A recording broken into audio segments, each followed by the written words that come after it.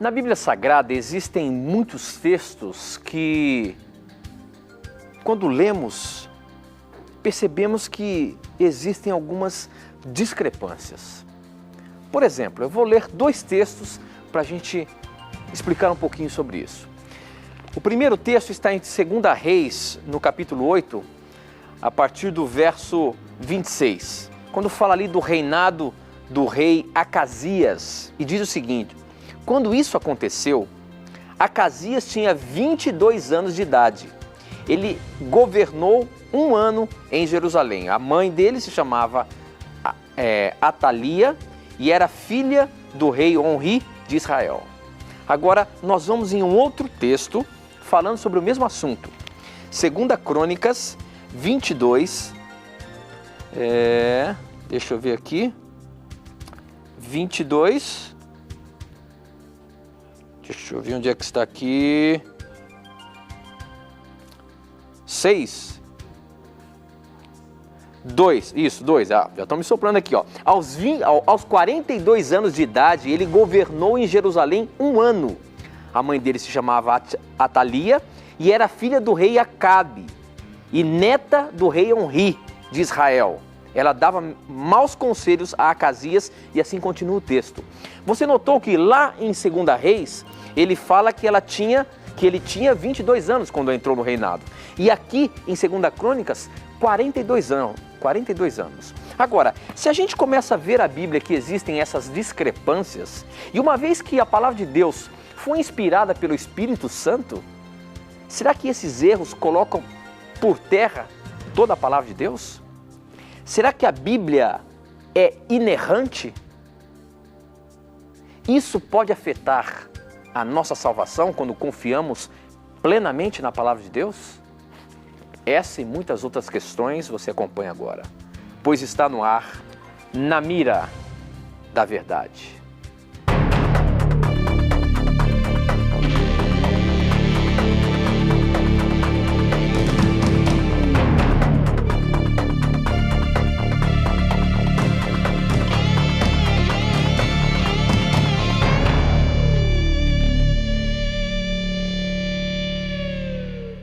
Olá, seja muito bem-vindo. Já conectamos com o Brasil e o mundo através das ondas do rádio, da internet e da TV Novo Tempo espalhada por todo o nosso país. Obrigado por você já estar aí acompanhando o nosso programa. Obrigado por você fazer acontecer o nosso programa.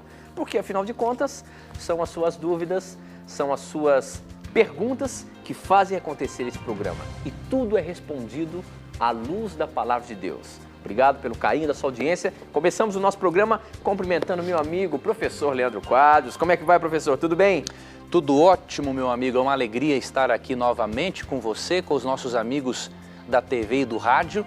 E eu queria mandar rapidamente alguns abraços aqui, antes de começarmos o programa.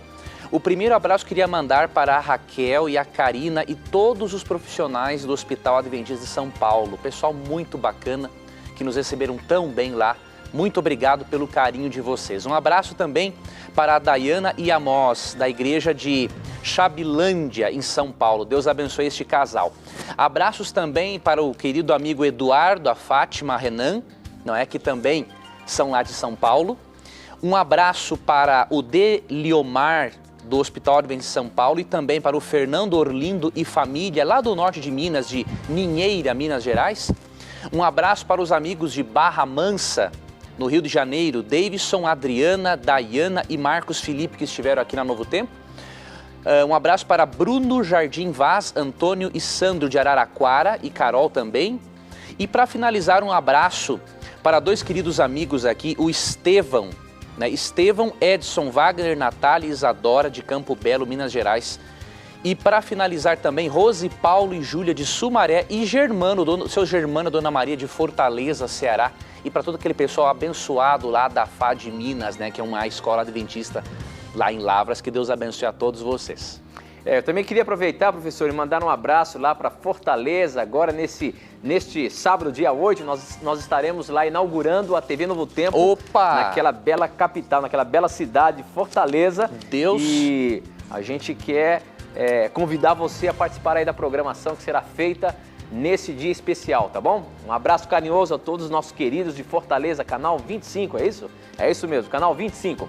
Mas, professor, Vamos, meu amigo. você viu aí que nós começamos a falar no programa com respeito a alguns aparentes erros que a palavra de Deus nos apresenta ali. Certo. E sabe, professor, a gente sempre acreditou e acredita que a Bíblia ela é inerrante. Agora, será que de fato a palavra de Deus é inerrante? Por exemplo, os manuscritos que foram encontrados, não haviam erros nenhum? As pessoas que copiavam a palavra de Deus de forma alguma erraram? E outra coisa, será que esses erros não podem comprometer a essência da palavra de Deus, até afetando, por exemplo, na nossa salvação, professor? Olha, amigo Tito e querido telespectador e ouvinte, essa pergunta é muito importante e ela pode parecer uma questão delicada para muitos queridos amigos evangélicos e até mesmo católicos que nos acompanham, mas nós queremos apresentar, além de uma explicação sobre esses dois textos aqui, nós queremos explicar em que sentido a palavra de Deus é inerrante. Inerrante quer dizer perfeita, isenta de erros. Em que sentido a Bíblia é isenta de erros? Eu vou ler aqui o primeiro texto, que é o Salmo 19, o verso 7, que diz assim: A lei do Senhor é perfeita e revigora a alma. Os testemunhos do Senhor são dignos de confiança e tornam sábios os inexperientes. Verso 8. Os preceitos do Senhor são justos e dão alegria ao coração. Os mandamentos do Senhor são límpidos e trazem luz aos olhos. Aqui são mencionados a lei de Deus e os seus mandamentos. A lei de Deus aqui se refere a toda a palavra de Deus. Aqui não é especificamente aos 10 mandamentos. E aqui diz que a palavra de Deus nesse texto, ela é perfeita. Mas em que sentido? A Bíblia é inerrante ou isenta de erros doutrinários, morais e teológicos. De acordo com 2 Timóteo 3,16, toda a Escritura é inspirada, é de autoria divina. Então é óbvio que a palavra de Deus, em aspectos morais, não é? Verdades absolutas, leis, normas e doutrinas, ela é perfeita. Entretanto, lemos em 2 Pedro 1:19 a 21, que mesmo a Bíblia sendo a palavra perfeita de Deus, ela é expressa no sotaque humano. Deus é o autor, mas seres humanos a escreveram. O detalhe é que quando Deus inspira o profeta que escreveu a Bíblia, quando Deus inspirou este profeta, o profeta continuou sendo um ser humano. E mesmo Deus guiando a mente do profeta para não errar no aspecto doutrinário e moral, em aspectos ortográficos e lapsos de memória, é claro que o profeta errou, porque ele é um ser humano.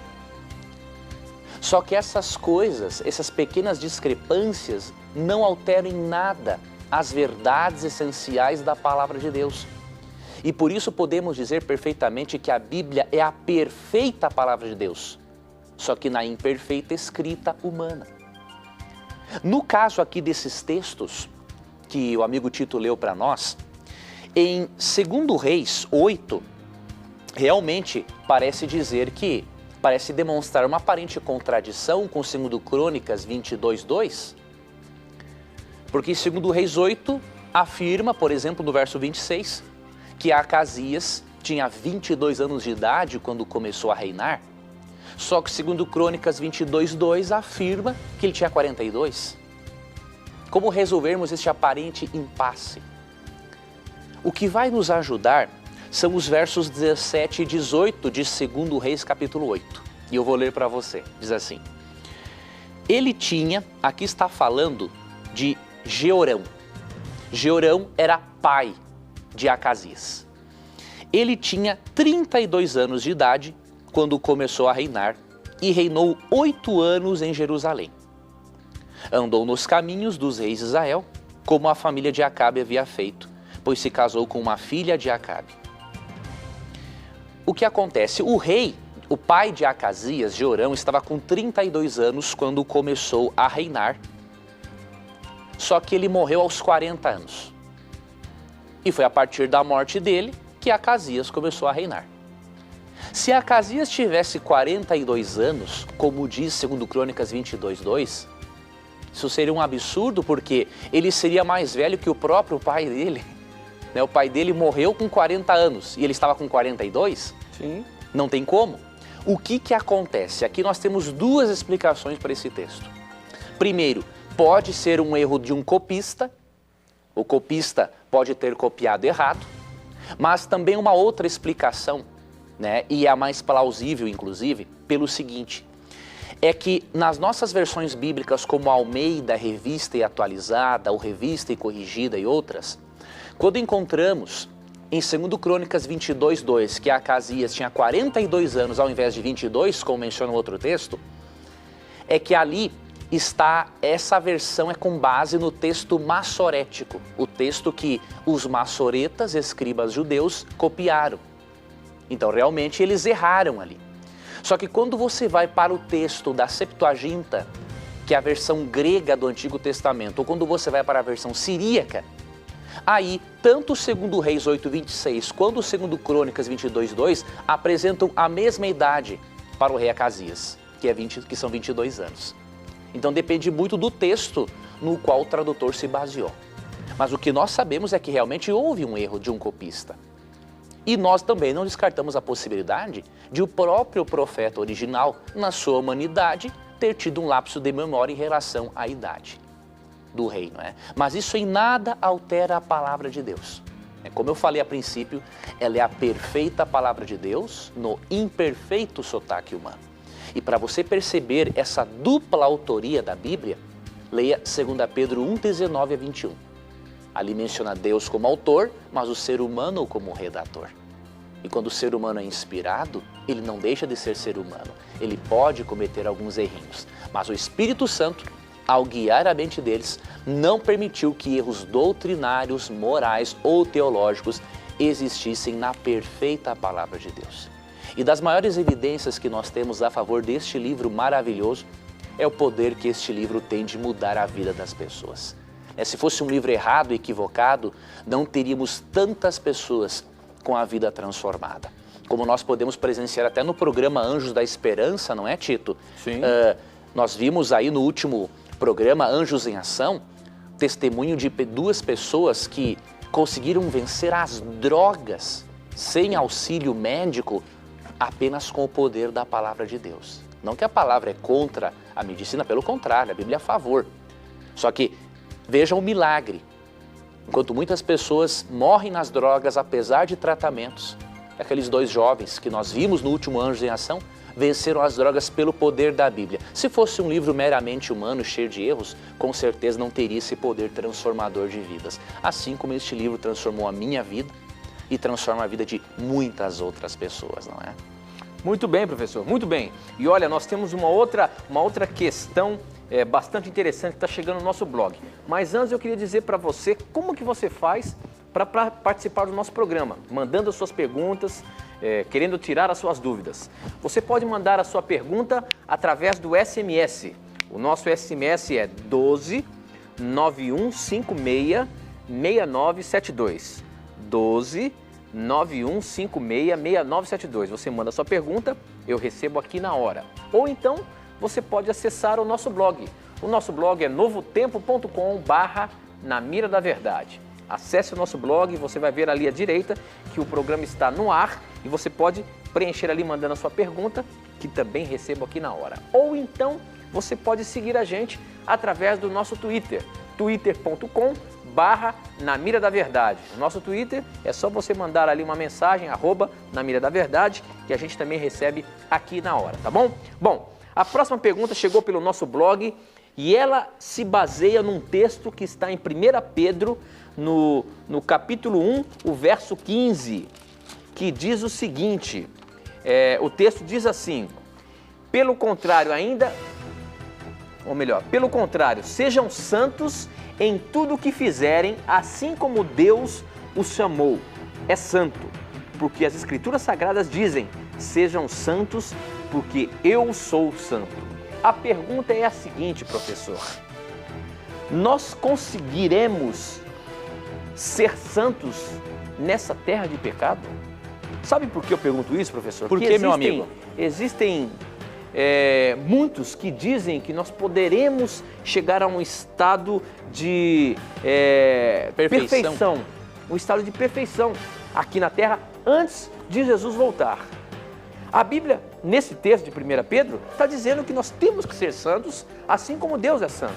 Agora, nessa terra ainda, realmente a gente vai conseguir chegar a esse estado perfeito, santo, antes da volta de Jesus, professor?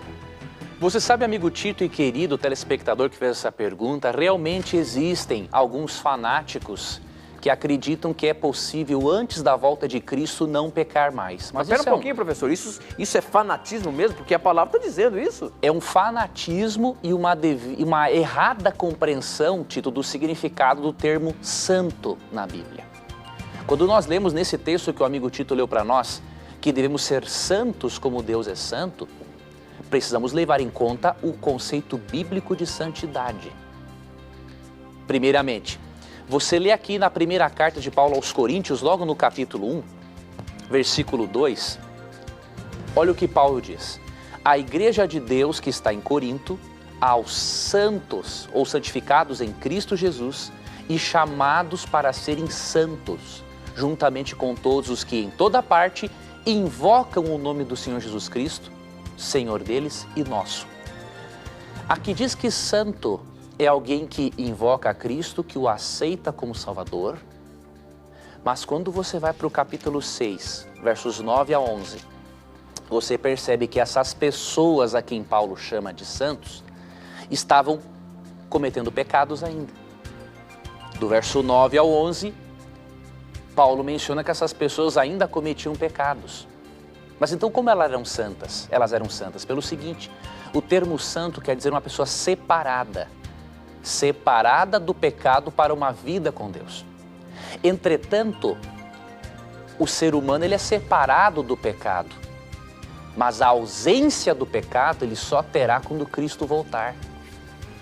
Ele não é um pecadeiro que faz do pecado um estilo de vida. Ele está separado do pecado. Agora, ele não vai ter a ausência do pecado enquanto Cristo não voltar a este mundo e, de acordo com 1 Coríntios 15, 51 a 55, Cristo ainda não transformar esse ser humano. Então, dizer que nós podemos ter uma vida sem pecado, até mesmo em pensamento antes da glorificação, é um fanatismo sem tamanho. E mais um detalhe importante. Quando Mateus 5,48, que é um texto usado, infelizmente, por muitos fanáticos, né? Quando Mateus 5,48 diz, para sermos perfeitos como perfeito é o nosso Pai Celeste, eles também desconsideram o contexto da declaração. Olha o que diz, por exemplo, em que contexto está Mateus 5,48, quando afirma que nós temos que ser perfeitos como Deus. Dá uma olhada. Vou ler a partir do verso 43. Vocês ouviram o que foi dito, ame o seu próximo e odeie o seu inimigo. Mas eu lhes digo, amem os seus inimigos e orem por aqueles que os perseguem, para que vocês venham a ser filhos de seu Pai que está nos céus. Porque Ele faz raiar o seu sol sobre maus e bons e derrama a chuva sobre justos e injustos. Se vocês amarem apenas aqueles que os amam, que recompensa vocês receberão? Até os publicanos fazem isso. E se saudarem apenas os seus irmãos, o que estarão fazendo demais? Até os pagãos fazem isso. Portanto, sejam perfeitos, como perfeito é o Pai Celestial de vocês. Em que sentido temos que ser perfeitos como Deus é perfeito? Em amar os inimigos. Esse é o contexto de Mateus 5,48. Assim como Deus faz nascer o sol e a chuva sobre bons e maus, assim como Deus ama até mesmo os maus, nós devemos, como cristãos, amar inclusive os inimigos. Nesse sentido, o cristão tem que ser perfeito como Deus. Agora, indivíduos com corpos corrompidos pelo pecado, uma genética corrompida, uma mente corrompida, serem perfeitos na esfera de ação divina, só fanatismo para pensar uma coisa dessa. Então, entendamos a palavra de Deus corretamente. Consideremos todos os textos bíblicos sobre o assunto e não nos esqueçamos de uma coisa. De acordo com Romanos 6:22, a santificação é um processo que leva a vida toda. A vida toda você tem que permitir que Deus transforme você para que você se pareça mais com Jesus. E é esse parecer-se mais com Cristo que nós chamamos de santificação. Nós podemos ser libertos do poder do pecado pela atuação do Espírito, mas da ausência do pecado só na glorificação. E por isso, se você manteve contato com uma doutrina fanática e extremista como essa, abandone isso, porque isso só lhe trará problemas e mais conflitos internos ainda. Ok, professor. Muito boa resposta. Bom, as perguntas não param de chegar aqui e você pode ainda mandar a sua pergunta através do nosso SMS 12 9156 6972, tá bom? 12 9156 6972 e nosso blog novotempo.com/na mira da verdade. Professor, essa pergunta que chegou aqui foi do Hélio Ferreira, ele é do Rio de Janeiro e ele diz o seguinte: a paz do Senhor Jesus, gostaria de saber acerca da doutrina do dízimo, se ela é só do Antigo Testamento, ou seja, para os judeus, e para nós seria a doutrina de 2 Coríntios 9:7. Cada um contribua segundo o valor proposto em seu coração. Ou seja, a doutrina do novo concerto que foi feito ali no Novo Testamento. E aonde diz o texto, eu queria até ler aqui para a gente ter uma ideia. Leia, amigo. 2 Coríntios, o capítulo 9, verso 7, diz o seguinte: que cada um dê a sua oferta conforme resolveu no seu coração, não com tristeza, nem por obrigação, pois Deus ama quem dá com alegria. Então a pergunta é o seguinte: o dízimo é bastante falado no Velho Testamento. Agora no Novo Concerto se fala de uma oferta que você dê de acordo com a sua vontade. Quer dizer que o dízimo no Novo Testamento perdeu o valor, professor? E hoje a gente realmente não precisa devolver o dízimo e sim contribuir com aquilo que a gente acha melhor? Primeiramente, em Mateus capítulo 23, verso 23, mesmo não havendo uma ordem direta para dizimar no Novo Testamento, Jesus Cristo apoiou a prática dos dízimos. E aí o que acontece? Cristo apoiou a prática do dízimo porque este é um princípio universal, né? O dízimo é uma forma de nós reconhecermos que Deus é o dono de tudo que nós temos e direcionamos parte de nossas entradas a Ele para Ele utilizar na pregação do Evangelho. A palavra dízimo significa 10%. Agora, 2 Coríntios 9:7, que é o texto da dúvida do nosso querido irmão, esse texto não fala do dízimo, querido irmão, mas fala de oferta. É uma outra coisa. Tu olha aqui, por exemplo, você vê no versículo 2, versos 1 e 2 do capítulo 9, diz assim, não tenho necessidade de escrever-lhes a respeito dessa assistência aos santos. Reconheço a sua disposição em ajudar, e já mostrei aos macedônios o orgulho que tenho de vocês, dizendo-lhes que desde o ano passado, vocês da Acá estavam prontos a contribuir e a dedicação de vocês motivou a muitos. Então, o contexto mostra que aqui o assunto era uma oferta separada para ajudar as pessoas. Quando você dá uma oferta, não é? Isso realmente é segundo o seu coração, de acordo com as suas possibilidades. Não, você tem que arrancar tudo da sua vida como ensinam muitos teólogos da prosperidade, não é isso. Agora, a questão do dízimo já é uma outra coisa. E essa diferenciação entre dízimo e ofertas, nós podemos também ler, irmão, em Malaquias 3:8-10. Ali Deus afirma que o ser humano pode roubá-lo quando deixa de dizimar ou quando deixa de ofertar. Então você percebe duas coisas bem distintas. Ok, professor. E olha, nesse mesmo texto que você falou de Malaquias, um SMS chegou aqui. Já vi alguns pastores dizer que a oferta de Malaquias 3:10 é um segundo dízimo. Isso é verdade? Ali não é pelo seguinte, realmente havia no antigo Israel um segundo dízimo. Nós lemos ali no livro de Êxodo que havia um segundo dízimo que era utilizado para ajudar aos pobres. Mas Malaquias 3:8-10 não faz realmente referência ao segundo dízimo. Ali é o dízimo, aquele primeiro, mais importante, aquele que nós reconhecemos diante de Deus, que Ele é o dono de tudo aquilo que temos e que, por isso, nós somos apenas administradores daquilo que Deus deu para nós. Ok, professor. A próxima pergunta chegou pelo nosso blog aqui. Quem mandou foi a Valéria Manara Ramos, ela é de Mairiporã, São Paulo, e ela diz o seguinte: já enviei várias perguntas, mas nunca tive respostas. Gosto muito do programa, sou pentecostal e gostaria de saber o porquê a Igreja Adventista coloca o sábado como o selo do Senhor, sendo que na Bíblia fala que o Espírito Santo é o selo do Senhor. E aí, professor? Muito como é que é essa pergunta. questão aí? É o Espírito Santo ou o sábado que diz que é o selo do Senhor na palavra de Deus? Primeiramente, muito obrigado a essa querida irmã pentecostal, né, que está acompanhando o programa. Nós temos muitos, mas muitos mesmo, irmãos pentecostais, não é, que têm acompanhado na mira da verdade, estudado a Bíblia conosco. Que Deus abençoe a cada um de vocês, assim como nossos queridos irmãos batistas, católicos, presbiterianos, metodistas, espíritas. Temos, graças a Deus, muitas pessoas acompanhando o programa. Veja bem, querida irmã, realmente o Espírito Santo é o selo de Deus, mas não é o único. Deus tem 2 selos. Vou ler para você o primeiro texto que fala do selo de Deus, é Efésios 4, não é?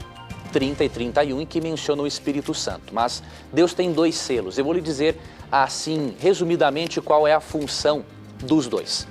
Efésios 4, 30 e 31.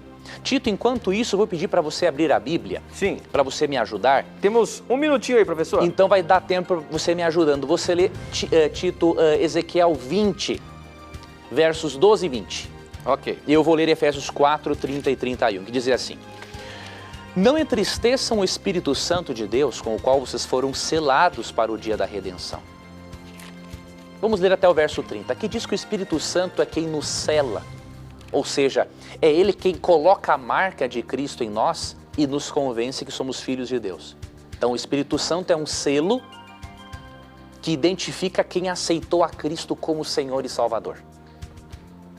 Agora o Tito pode ler o outro texto para vermos o outro selo de Deus. Ezequiel 20, 12 e 20. 12 e 20 diz o seguinte: como sinal da nossa aliança, mandei que eles guardassem o sábado, e assim lembrasse que eu, o Senhor, os separo para que se dediquem somente a mim. E o verso 20 diz o seguinte: façam do sábado um dia sagrado, de modo que seja um sinal da aliança que fizemos. O sábado fará com que lembrem que eu sou o Senhor, o Deus de vocês. Veja que interessante, será que a Bíblia se contradisse? Não. Efésios 4:30 menciona que o Espírito Santo é o selo de Deus para identificar quem aceitou a Cristo como Salvador. E Ezequiel 20, 12 e 20 menciona que o sábado é o selo de Deus para selar o indivíduo que o aceita não apenas como Salvador, mas que crê definitivamente que Ele é o Criador do universo. Por quê? Porque o 4º mandamento da lei de Deus, que é o sábado, ele é um memorial do poder criador de Deus, de acordo com Êxodo 20, verso 11. E, portanto, os 2 selos não se contradizem, se complementam. Enquanto o Espírito Santo sela o seu coração para identificá-lo como um seguidor de Jesus, o sábado sela o seu coração para identificá-lo como um adorador do Criador Jesus. E, portanto, ambos os textos se complementam. Ok, professor. Bom, o nosso tempo está correndo, nós temos que ir para o intervalo, mas aproveite aí e mande a sua pergunta para a gente, tá bom? Não sai daí não, a gente volta já já.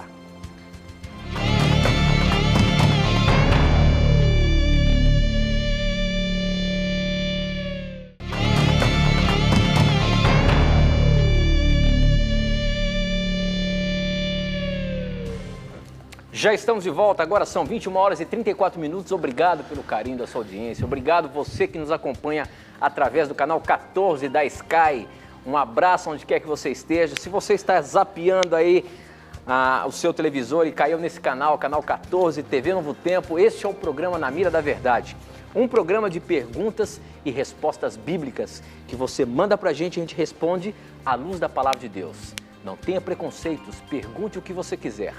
Tudo estará na mira da verdade. Eu queria mandar um abraço muito especial para 2 pessoas que estão acompanhando o nosso programa. O Chimbinha e a Joelma, que estão assistindo o programa. Um abraço carinhoso para vocês, que Deus possa abençoá-los ricamente e que a palavra de Deus possa iluminar o caminho de vocês. Obrigado pelo carinho da sua audiência. Também queria mandar um abraço para a dona Judite e o seu Walter, lá de Porto Velho, que acompanham emocionados o programa Na Mira da Verdade. Um abraço muito carinhoso para vocês e também para o distrito de Monte Sião, que a semana que vem vai estar aqui conhecendo a Novo Tempo, vendo os programas ao vivo. Um abraço a vocês aí de Monte Sião que estarão aqui vindo conhecer a Novo Tempo, pastor Edinaldo e toda a igreja que está empenhada em trazer a turma para cá. Um abraço carinhoso para vocês também, tá bom? Professor Leandro Quadros. Vamos, meu amigo. Rapaz, as perguntas não param de chegar aqui. Obrigado por você estar aí mandando as suas perguntas pra gente. Mas tem uma pergunta bem interessante que eu gostaria de colocar na mira agora.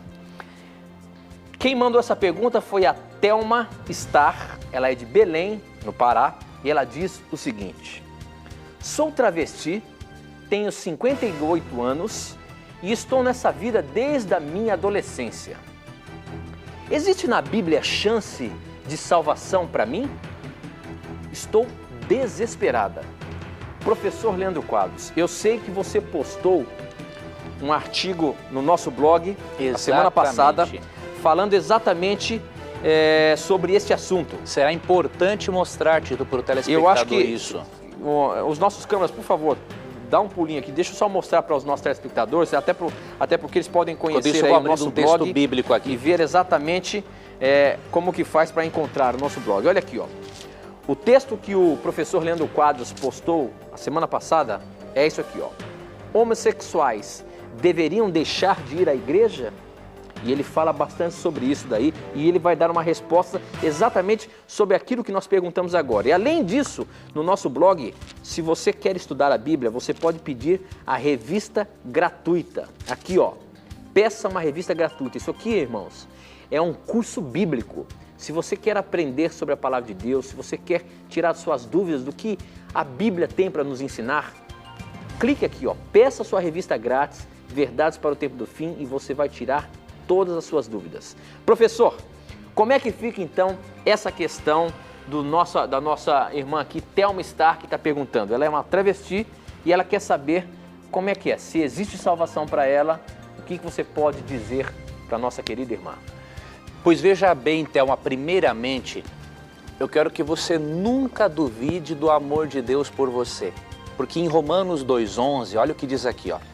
Pois em Deus não há parcialidade. Em outras versões, Deus não faz acepção de pessoas. Ou seja, Deus não ama mais nem menos uma pessoa por ser hétero ou homossexual ou travesti, seja quem for, certo? Então, o amor de Deus por todas as pessoas é incondicional. Segundo ponto, em 1 Coríntios 6, 9 a 11, nós percebemos que sempre houveram pessoas que tiveram também a homossexualidade, assim como você. Então, aqui em 1 Coríntios 6, 9 e 10, Paulo menciona algumas das coisas que os coríntios haviam praticado no passado. E no verso 11, ele dá uma esperança. Entre as coisas que eles haviam praticado, no versículo 9, fala da homossexualidade. E o verso 11 tem a esperança, diz assim: assim foram alguns de vocês. Mas vocês foram lavados, foram santificados, foram justificados no nome do Senhor Jesus Cristo e no Espírito do nosso Deus. Perceba que não importa qual tenha sido o passado do ser humano, se ele aceita a Cristo como seu Salvador pessoal, Cristo, além de perdoá-lo, irá, diz o texto, santificá-lo, ou seja, torná-lo mais parecido com Deus. E por isso, seja uma amiga de Cristo, se aproxime de Jesus Cristo, porque Ele lhe aceita do jeito que você é. Agora, Ele aceita, é claro, para fazer mudanças na sua vida, porque Ele quer que você seja uma pessoa cada vez mais feliz e em harmonia com os princípios da palavra dEle. Então é claro que há chance para você e para todos.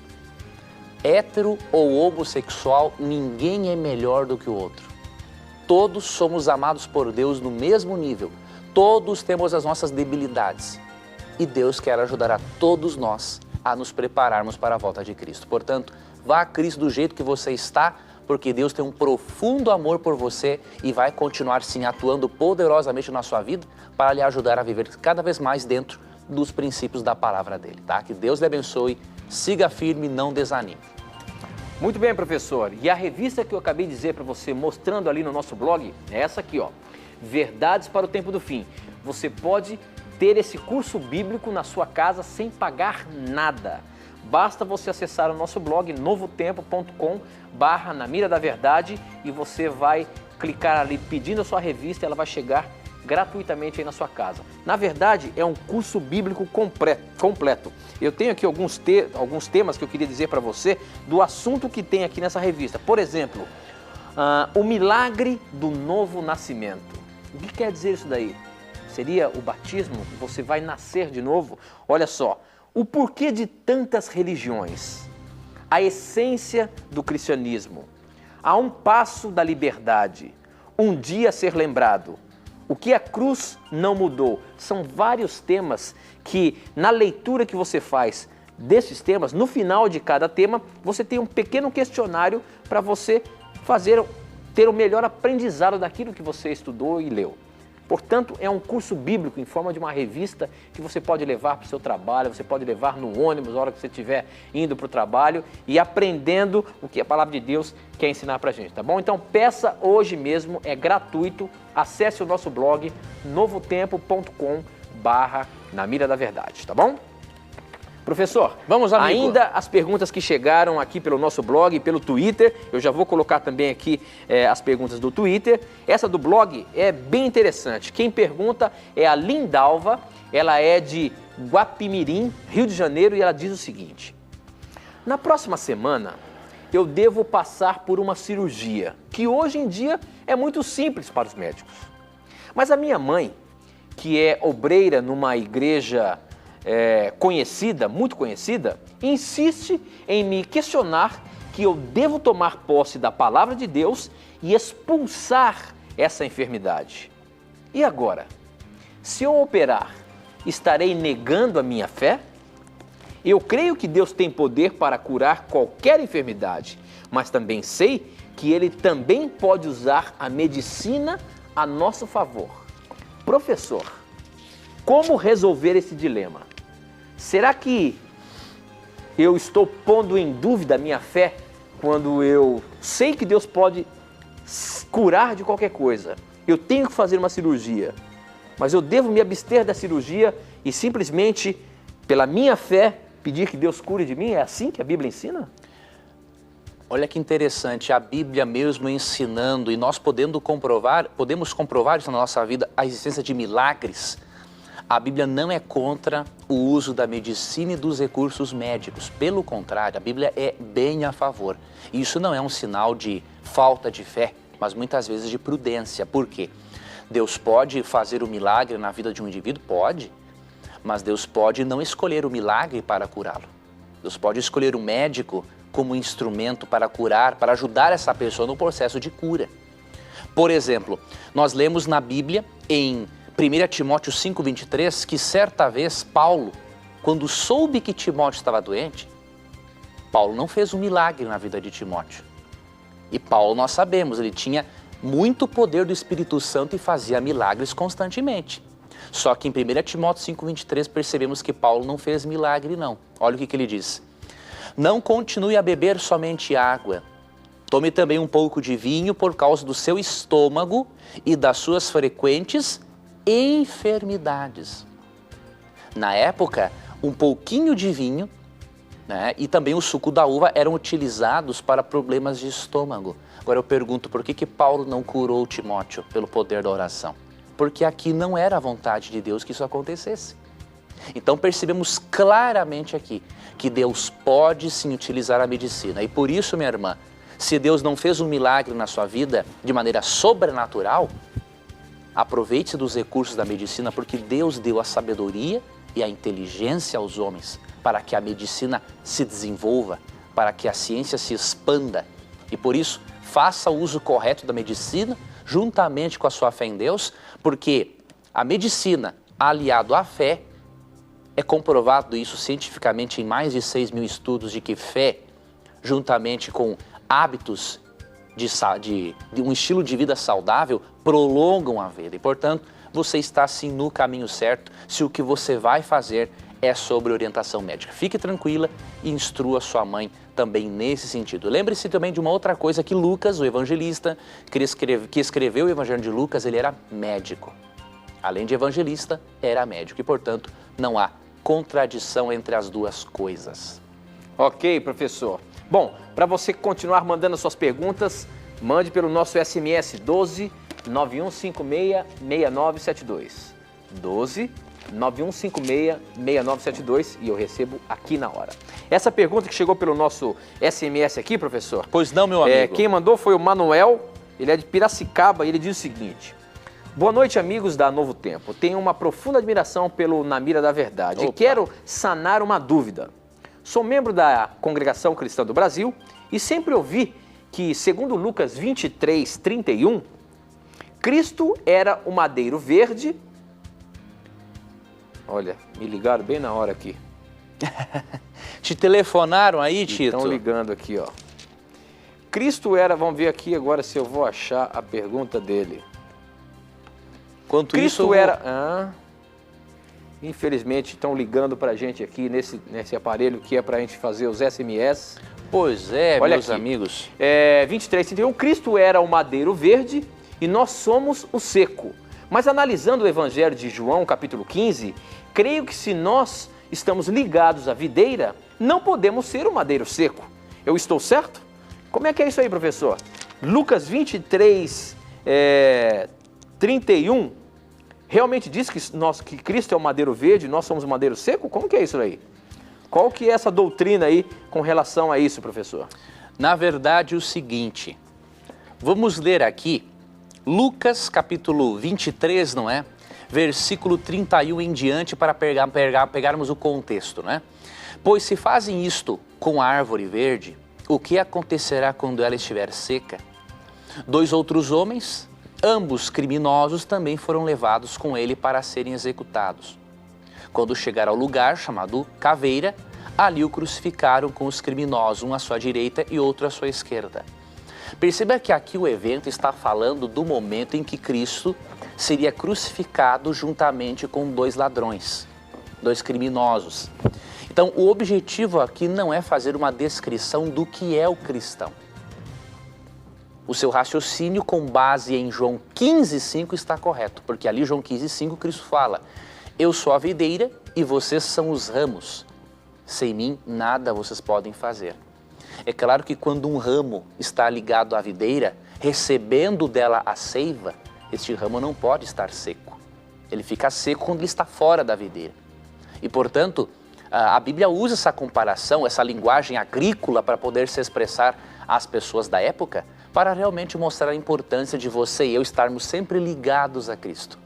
Assim como um galho pode produzir frutos estando conectado à árvore, nós produzimos frutos, nos tornamos pessoas melhores quando estamos ligados a Deus. Então, esta é a verdade central do Evangelho, especialmente de João 15, verso 5, que é esse texto que você mencionou, tá bom?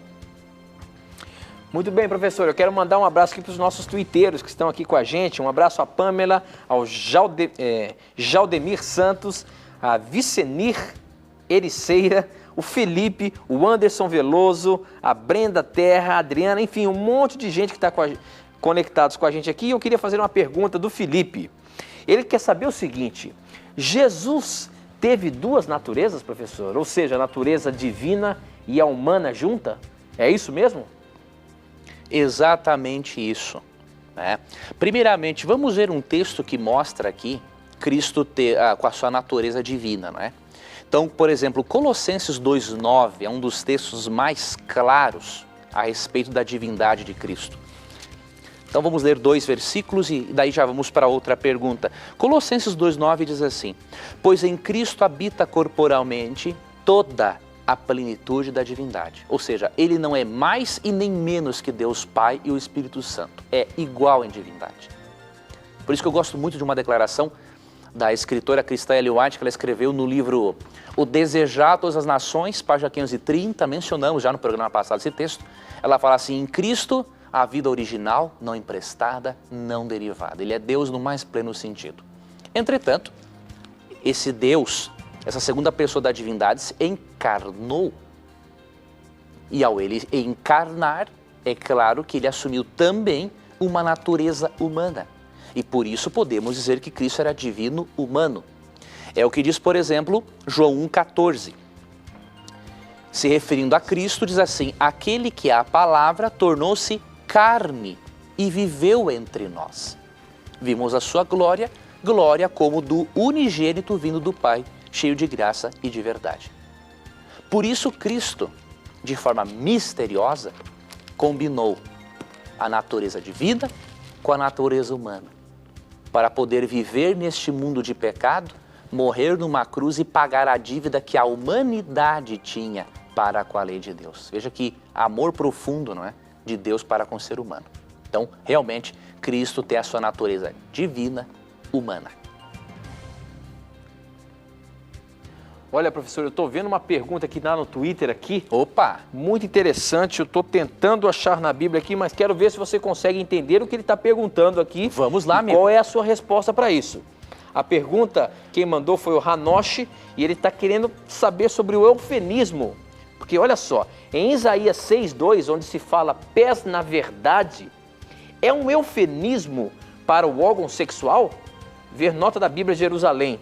Portanto, anjos possuem sexualidade e, se tiverem, podem se reproduzir entre si? Ou seja, nesse texto aqui, onde fala sobre querubins e serafins, dá a entender de que, porventura, anjos podem ter o órgão reprodutor? Ou seja, anjos podem reproduzir, professor? Pois olha, essa é uma interpretação que alguns teólogos têm e muito equivocada, não é? Então, muitos se baseiam também em Gênesis 6, ali do verso 1 ao 4, para dizer que anjos de Deus coabitaram com mulheres e nasceram gigantes em consequência disso. Só que essa é uma aberração teológica, por quê? Vamos para Mateus 22:30 e o texto vai nos mostrar que, apesar de grandes teólogos acreditarem nisso, isso não é bíblico. Nós temos que ficar com o que a Bíblia diz. Então, Mateus 22:30 diz o seguinte: na ressurreição, as pessoas não se casam nem são dadas em casamento, mas são como os anjos no céu. Ao Cristo falar da nova ordem de coisas que Deus vai estabelecer depois da volta de Cristo, ele cita como exemplo os anjos, mostrando que, assim como os anjos são uma família universal, todos os seres humanos serão uma família universal no céu, e que os anjos não podem se casar e nem dar-se em casamento. Então, portanto, os anjos, de acordo com Hebreus 1,14, são espíritos ministradores enviados a serviço da salvação daqueles que creem, mas não são seres sexuados como seres humanos, são seres de um outro nível, de uma ordem espiritual. Professor Leandro Quadros, olha, as perguntas no Twitter aqui estão capciosas, fortes, rapaz. Ixi. Capciosa. Agora eu vou colocar aqui a pergunta do Samuel Paula. Ele diz o seguinte, em Mateus 27:5, até estou abrindo aqui para poder confirmar para o nosso telespectador se é isso mesmo que ele está falando. Mateus 27:5 diz que Judas se enforcou, correto? Agora, ok. Olha que interessante, professor. Deixa eu ler aqui, Mateus 27:5. Vamos ler aqui para contextualizar o nosso telespectador. Então Judas jogou o dinheiro para dentro do templo e saiu. Depois foi e se enforcou. Mas olha só o que está falando em Atos, no capítulo 1, o verso 18, professor. Atos 1:18 diz o seguinte: com o dinheiro que tinha recebido pelo seu crime, Judas comprou um terreno. Nesse terreno ele caiu e se arrebentou, e os seus intestinos se esparramaram. Professor, que história é essa? Eu nunca tinha visto esse texto na Bíblia. Judas morreu enforcado ou ele se partiu ao meio, professor? Que história é essa? Pois tu sabe, amigo Tito, que realmente esse é um dos textos que alguns ateus gostam, não todos, nós temos muitos ateus que, mesmo não crendo em Deus, apreciam na mira da verdade. E nosso carinho, nosso respeito por eles, o nosso muito obrigado. Mas existem alguns ateus que tentam encontrar chifre em cabeça de cavalo, né? E procuram contradições na Bíblia, como por exemplo essa entre Mateus 27:5 e Atos, não é? Capítulo 1, verso 18. Mas na verdade não é uma contradição. Por quê? De que maneira Judas poderia cair num terreno? Porque aqui diz que ele comprou um terreno. Como que ele ia cair e se espedaçar neste terreno? Ó, uma pessoa para cair e se espedaçar, ela tem que estar, diríamos, tem que cair de uma grande altura. Primeiro ponto. E segundo ponto, é claro que Judas se enforcou numa montanha, num pequeno monte, e depois, com o tempo, como era mais que natural, arrebentou a corda onde ele se enforcou, o corpo caiu e, claro, aí arrebentou-se todo. Então os textos, na verdade, estão se complementando. Enquanto que Mateus fala que ele se enforcou, Lucas, que registrou isso aqui em Atos, menciona a consequência, o que aconteceu depois dele cair, após o enforcamento. Né? Claro que a pessoa enforcada cai de uma certa altura e com certeza se esparrama, se quebra todo. Então foi isso que aconteceu. Os dois textos se completam e não se contradizem. Muito bem. Olha só o SMS que também chegou pra gente aqui. Eu gostaria de saber se o desejo sexual e o pensamento nisso é pecado, mesmo se a pessoa em que penso é a minha mulher. Ou seja, professor, os desejos sexuais, isso em pensamento que nós temos, já é pecado, professor? Se eu penso em uma outra pessoa que não seja o meu cônjuge, por exemplo, isso já é pecado? Porque Deus diz que até em pensamento já pecamos. Agora, mesmo que eu tenha esses desejos e eu pense na pessoa que amo, na minha esposa, tem algum problema? Pelo contrário, a Bíblia exalta a sexualidade e o desejo sexual entre marido e mulher. Por exemplo, aqui em Provérbios, capítulo 5, versículo 18 em diante, olha que interessante, aqui Salomão escrevendo Provérbios, olha o que ele falou para o indivíduo, aconselhando o indivíduo a não adulterar. Ele dá o seguinte conselho para o homem, ó: seja bendita a sua fonte, alegre-se com a esposa da sua juventude, gazela amorosa, corça graciosa, que os seios da sua esposa sempre o fartem de prazer e sempre o embriaguem os carinhos dela. Então veja, a Bíblia é a favor da sexualidade entre o casal. Salomão diz claramente que os seios da sua esposa fartem você, que você fique embriagado com todo o carinho que ela dá para você. E é óbvio, na cama. Ok? Então, você pode ler também o livro de Cantares, ali é uma exaltação à sexualidade também entre o casal. Então, portanto, você cultivar pensamentos sexuais, né? Cultivar aquele carinho, aquela coisa gostosa com seu cônjuge é a coisa mais normal do mundo e agradável. Foi Deus quem criou a sexualidade. Agora, infelizmente, após o pecado, a sexualidade de nós seres humanos foi muito distorcida. Então nós precisamos estarmos sempre em comunhão com Deus, estarmos sempre em companhia agradável e desenvolvendo um bom relacionamento com o nosso cônjuge para nós nos desviarmos das tentações e dos desvios sexuais que a palavra de Deus não aprova. Mas alimente sim a sexualidade saudável com o seu cônjuge, porque Deus deu o sexo como um presente para os casais casados. Muito bem, professor. Olha, nós temos ainda um minutinho, agora são 21h58. A questão é a seguinte, nesse mesmo assunto, ele mandou uma pergunta seguinte: minha esposa gosta que eu faça sexo oral nela. Isso é errado? Com relação ao marido e mulher, professor? Pois veja bem. Com essa nós encerramos, hein? Certo. Então, veja bem, a Bíblia, queridos, não fala a respeito das carícias orais.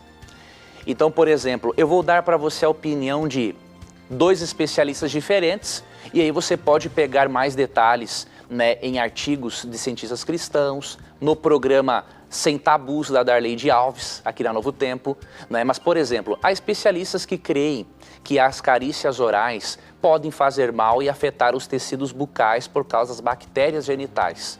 Mas há outra parte de especialistas que crê que não. Se for feito apenas uma carícia oral e não substituir o sexo convencional, isso não é nenhum problema. Entre esses especialistas está a doutora Valéria Meira Peixoto, Meira, não lembro agora, mas a doutora Valéria que escreveu o livro Sexualidade Plena, um livro muito bom, publicado pela Casa Publicadora Brasileira. Eu recomendo a leitura deste livro, tá? 0800 979 0606. O que você e sua esposa devem seguir é o princípio de 1 Coríntios 7, 13 e 4. A lei diz que o marido deve satisfazer sexualmente a esposa e a esposa ao marido. Dentro daquilo que a Bíblia não revela, conversem. Agora, dentro daquilo que a Bíblia realmente condena, não façam, tá? Mas conversem um com o outro sobre o assunto, leiam boa literatura e tirem as próprias conclusões de vocês sobre este assunto. Ok, professor, com essa nós encerramos e terminamos mais uma vez o programa Na Mira da Verdade. Obrigado pelas suas respostas, professor. Eu que agradeço, meu amigo, pela sua amizade, pela sua irmandade de sempre. Obrigado a você, querido amigo do Twitter, do Facebook, a você, telespectador, ouvinte. Que Deus abençoe a você ricamente. E nunca esqueça, sempre que você tiver a coragem de perguntar a Bíblia, unicamente a palavra de Deus, vai ter a coragem de lhe responder. Um grande abraço e até a próxima. Até o nosso próximo encontro. Tchau!